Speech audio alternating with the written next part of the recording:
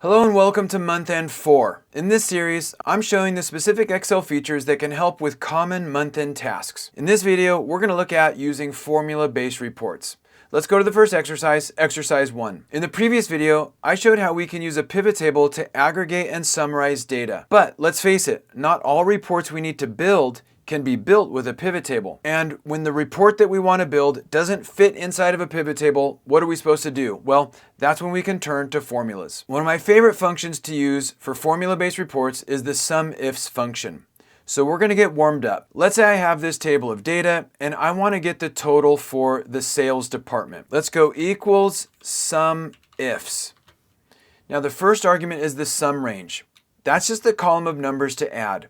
So I want to add up this column of numbers, comma. The next arguments come in pairs, the criteria range and the criteria value. So I want to add up this column of numbers, but I only want to include certain rows. I only want to include those rows where the department column, comma, is equal to, and here I'm just going to type in the department name enclosed in quotes, and I'm going to call it the sales department. Close function. Before I hit enter, let's review. I'm asking the SUMIFS function, which is a conditional summing function, to add up the table's actual column, comma, but to only include those rows where the department is equal to sales. Enter. And so that is the sum of the sales department. That is using a single condition. And what if we just wanted to get a total for a specific account? No problem. Equals SUMIFS. Once again, we want to add up this column, comma, we only want to include rows where the account column, comma, is equal to wages. And we enclose that in quotes.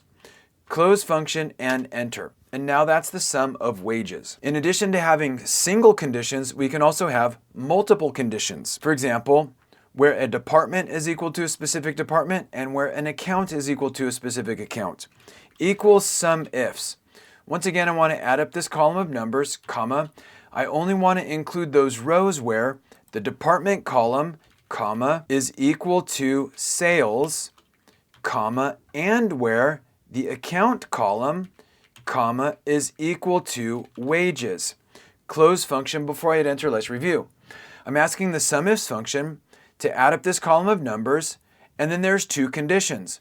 I only want to include those rows where the department is equal to sales and where the account is equal to wages. Enter. And now we've got it. Now, in addition to specifying these values in quotes, we can also just point them to cell references. So let's do that in the next exercise. Exercise 2. We're going to build on the previous exercise. We're going to use two conditions, but we're going to point them to cell references instead of hard coding those values. Equals SUMIFS. I want to add up the budget column, comma, but I only want to include certain rows. I only want to include those rows where the department column, comma, is equal to our department, comma, and where the account column, comma, is equal to our account. Close function and enter. And now we've got it. But since we're going to fill this formula down and to the right, we need to be careful about the cell references. Let's take a look. Here, this is a fully relative reference, which means as I fill this down and right, Excel is going to rewrite that C6 to other values. So for example, if I fill this down and I look at that, now it's C8. And that's not exactly what we want, is it? We want to lock it on this department label.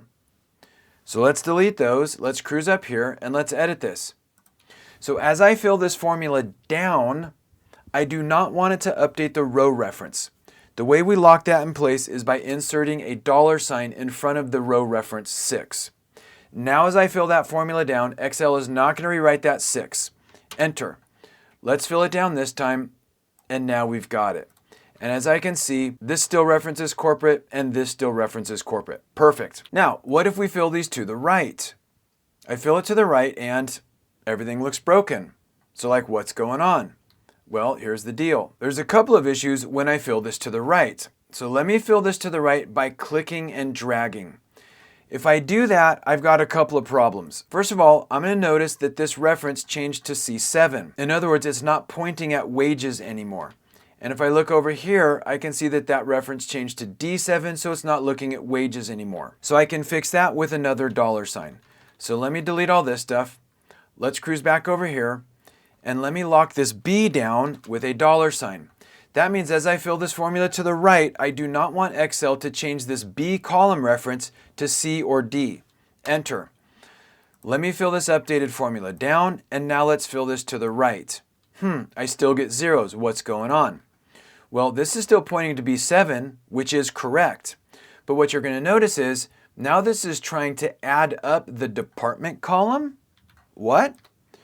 Over here, I was trying to add up the budget column. So like, what's the deal? Here's the deal. There are at least 3 ways to fill this formula to the right. If I interactively click and drag, Excel updates these column references and it cycles them around. It treats them like relative column references. This definitely is not what we want. So are there other ways to fill things to the right? Absolutely. Another way to fill things to the right is to do a standard copy and then paste. And look at that. Same formula, different method for filling it to the right. This time it works. Why is that? Because if we copy paste, Excel treats these column references as absolute. It doesn't rewrite them. And Jeff, you said there was a third way to fill things to the right. Sure. If we select our formula column and the empty columns, now we can use a Control R, which is fill right, and that works fine, meaning Excel does not rewrite these column references. So that was a lot to unpack, and that's why we talked about that in its own exercise. So far, so good? All right, awesome. Let's go to the next exercise, exercise 3. Okay, here we want to build this report. This is getting some values from the actual table. This is getting some values from the budget table. This has accounts on the left. This has departments on the right, and we're going to use formulas to do this. Equals SUMIFS. Okay, do you remember all those arguments? You got this, right? We want to go to the actuals table. We want to add up this actual column, comma, but we only want to include those rows where the department column, comma, is equal to, for now we'll just put a placeholder. I'm going to use the number 1, comma, and where the account column, comma, is equal to, once again, I'm just going to use a placeholder. I'm going to use 2, close function, and enter. And as expected, this is 0. Now let's just update this. So instead of a department 1, we want to point it here. This is our department label. We need to think ahead. Are we going to fill this down and to the right? If so, as we fill it down, we do not want this 11 to move. So we're going to lock it down by putting a leading $sign. As I fill this to the right, we do want this column reference D to move to E and F. So that's perfect. Now what about the account reference?